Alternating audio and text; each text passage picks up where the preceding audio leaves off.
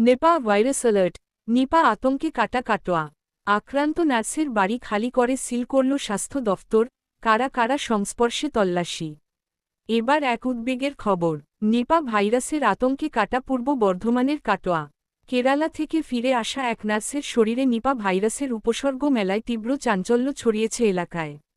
তড়িঘড়ি আক্রান্ত নার্সের বাড়ি খালি করে এলাকা সিল করে দিল স্বাস্থ্য দফতর। কারা কারা তার সংস্পর্শে এসেছিলেন, শুরু হয়েছে তার জোরদার তল্লাশি।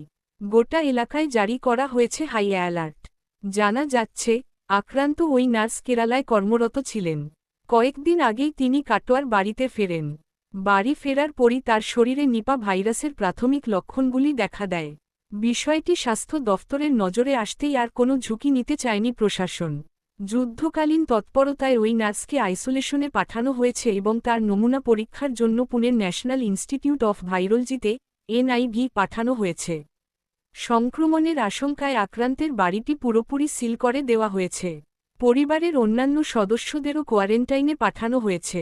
সবথেকে বড় চ্যালেঞ্জ এখন কন্ট্যাক্ট ট্রেসিং। কেরালা থেকে কাটোয়া পর্যন্ত যাত্রাপথে এবং বাড়িতে ফেরার পর ওই নার্স ঠিক কাদের সংস্পর্শে এসেছিলেন তার একটি তালিকা তৈরি করছে জেলা স্বাস্থ্য দফতর।